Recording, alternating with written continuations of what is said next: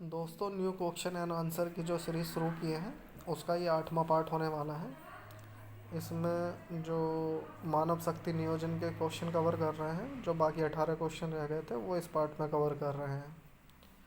तो क्वेश्चन है, मानव युक्त अधिशेष पदों से निपटने के लिए क्या प्रक्रिया है।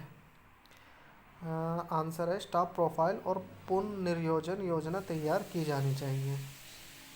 नेक्स्ट, शीघ्र ही सेवानिवृत्त होने वाले अधिशेष कर्मचारियों की पुनः तैनाती के लिए क्या प्रक्रिया अपनाई जानी चाहिए। आंसर है, किसी भी विभाग में एक ही स्टेशन पर कर्मचारी जो जल्द ही सेवानिवृत्त हो रहे हैं उन्हें उसी स्टेशन पर पुनर्नियुक्त नहीं किया जा सकता। किस प्रक्रिया का पालन किया जाएगा। आंसर, स्टाफ को विशेष अधिशंक पदों के विरुद्ध रखा जाना चाहिए। 2550-3200 ग्रेड में अधिशेष कर्मचारियों की पुनः तैनाती के लिए क्या प्रक्रिया अपनाई जानी चाहिए। तो आंसर, स्वीकार करने वाले विभाग के समान ग्रेड में।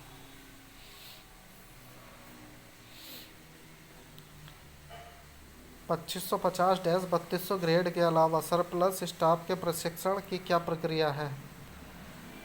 आंसर, पुनर्नियोजन से पहले पुनः प्रशिक्षित। 2550-3200 ग्रेड वाले DRQ के तत्व वाले पदों के विरुद्ध अधिशेष कर्मचारियों की पुनर्नियोजन की प्रक्रिया क्या है। एक ही ग्रेड में पोस्टेड। जहां एक ही ग्रेड में सीधी भर्ती की रिक्तियां उपलब्ध नहीं है वहां अधिशेष कर्मचारियों की पुनः तैनाती की प्रक्रिया। विभाग को स्वीकार करना पोस्ट के साथ। DRQ के तत्व वाले ग्रेड के मामले में अधिशेष कर्मचारियों की पुनः तैनाती की प्रक्रिया को पूरा करने के लिए निर्धारित समय सीमा 4 महीने। मध्यवर्ती ग्रेड में कार्यरत अधिशेष कर्मचारियों की पुनः तैनाती की क्या प्रक्रिया है। आंसर है, प्रशिक्षण के बाद पद के साथ स्थानांतरित। नेक्स्ट है, मध्यवर्ती ग्रेड में अधिशेष कर्मचारियों के मामले में पुनर्नियोजन की प्रक्रिया को पूरा करने के लिए निर्धारित समय सीमा क्या है। 6 महीने। नेक्स्ट है, प्रशिक्षण के बाद पुनः तैनाती के लिए अनुपयुक्त पाए गए अधिशेष कर्मचारियों से निपटने के लिए क्या प्रक्रिया अपनाई जानी है। आंसर है, विशेष अधिशंक पदों के खिलाफ रखा गया।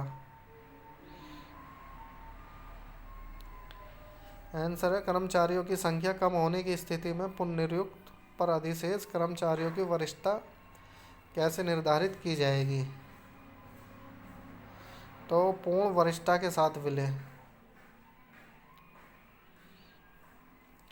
कर्मचारियों की संख्या अधिक संख्या होने की स्थिति में नई इकाइयों में पुनर्नियुक्ति पर अधिशेष कर्मचारियों की वरिष्ठता कैसे निर्धारित की जाएगी। शैक्षणिक योग्यता के बावजूद पूर्ण वरिष्ठता। नेक्स्ट है, कर्मचारियों की अधिक संख्या होने की स्थिति में मौजूदा इकाइयों में पुनर्नियुक्ति पर अधिशेष कर्मचारियों की वरिष्ठता कैसे निर्धारित की जाएगी। आंसर, प्रशिक्षण के बाद पद के साथ स्थानांतरित। क्या पुनर्नियोजन प्रशिक्षण प्राप्त करने वाले अधिशेष कर्मचारियों के लिए वेतन और भत्ते स्वीकार होंगे। हाँ। जहां रिक्त पद उपलब्ध नहीं है वहां अधिशेष कर्मचारियों को समायोजित करने की क्या प्रक्रिया है। विशेष अधिसंख्य पदों का सृजन करना। प्राथमिक उच्चतर ग्रेड में निम्न ग्रेड या समकक्ष वैकल्पिक पदों पर नियुक्त अधिशेष प्रदान किए गए RRB कर्मचारियों के वेतन का निर्धारण। वर्षों की संख्या के बराबर वृद्धि। नेक्स्ट और लास्ट है, समान समयमान वाले वैकल्पिक पदों पर नियुक्त RRB भर्ती कर्मचारियों के वेतन का निर्धारण। सही आंसर है, वेतन सामान्य नियमों के तहत तय किया जाना चाहिए।